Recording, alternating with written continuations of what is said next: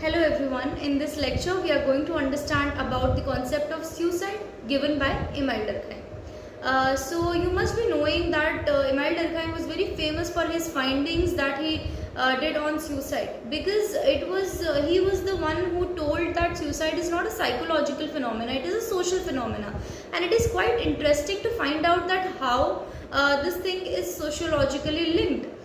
So let's start off with the definition. So if I talk about the technical definition given by Emile Durkheim, so it was that any action which is caused by the victim, which might be a negative or a positive action, which he knows will produce this result.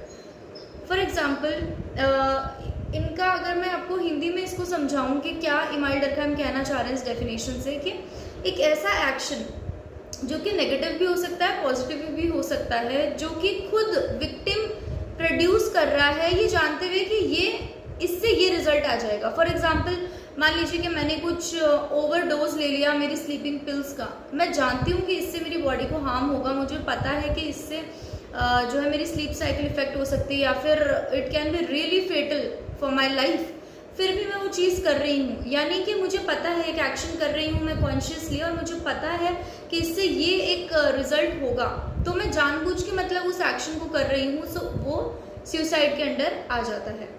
तो अब email डरकheim ने बहुत अलग अलग methods use करे थे. It was a multivariate analysis, it was a concomitant variables जो उन्होंने रेफर करे थे, सर्वेज उन्होंने बहुत सारे करे थे, उसके बाद वो कंक्लूजन पे पहुंचे थे. तो हम अब ये समझते हैं कि फोर्सेस ऑफ जो इंटीग्रेशन और फोर्सेस ऑफ रेगुलेशन है उसके हिसाब से कितनी टाइप की सुसाइड होती है. अब देखो ये जो दो चीज़ें आ रही है किसके अंडर आ रही है, सुसाइडोजेनिक फोर्सेस. यानी कि ये जो टर्म्स होती हैं वो आपको एज ए सोशियोलॉजी के स्टूडेंट्स आपके एकदम माइंड में होनी चाहिए कि अच्छा ये दो टर्म्स है जो कि मुझे यूज़ करनी है अपने आंसर में. अब एमसीक्यू टाइप आपका पेपर है उसके अंदर भी आपको ये दो चीज़ें याद रखनी है. कौन कौन सी, forces of integration. Forces of integration के हिसाब से दो तरीके की सुसाइड होती है, एल्ट्रिस्टिक एंड ईगोइस्टिक. एल्ट्रिस्टिक और ईगोइस्टिक, इस कोड वर्ड को कैसे याद रखेंगे आप, ईगल से याद रखेंगे आप, EGAL, उसके आगे इनिशियल्स मैंने ले लिए हैं, ईगल और अनफा. अब देखो अगर मैं सोसाइटी से बहुत ज़्यादा ही इंटीग्रेटेड फील करती हूँ तो वो कौन सी सुसाइड हो गई, एल्ट्रिस्टिक, यानी कि higher integration towards the society. उसका क्या एग्जांपल है, एल्ट्रिज्म में सुसाइड करना है या फिर अपनी जान दे देना, किसके लिए, सोसाइटी के लिए. वो कौन करते हैं, सोल्जर्स.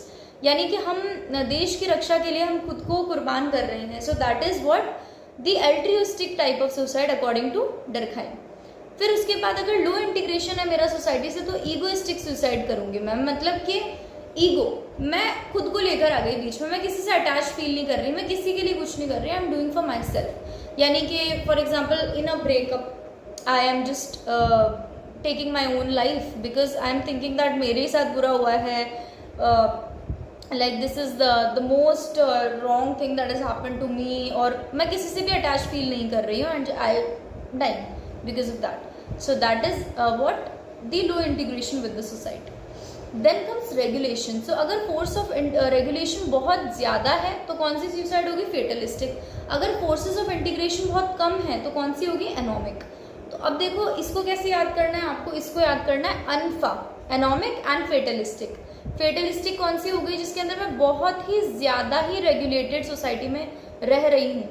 यानी कि जैसे मान लेते हैं ये जो चतुर्वर्ण सिस्टम होता है हमारे के, यानी कि जो शूद्र वाले होते हैं वो एकदम लोअर क्लास के माने जाते हैं. एक रिसेंट इंसिडेंट हुआ था, उसके अंदर एक जो लड़का था, he was a Dalit and he died writing in a letter in a suicide note that मैं इसलिए अपनी जान दे रहा हूँ क्योंकि ये तो मेरी किस्मत में ही लिखा है, ये तो मतलब सोसाइटी ने डिसाइड ही कर लिया, तो मैं अपना फेट कभी बदल ही नहीं सकता हूँ. मैं दलित हूँ तो मैं दलित ही, if I am getting birth as a Dalit then I die as a Dalit. तो उसने ये सोच लिया कि सोसाइटी ने डिसाइड कर लिया है, सोसाइटी के हिसाब से ही मुझे चलना है, मैं कुछ भी कर लूँ पर ये चीज़ बदल नहीं पाऊंगा.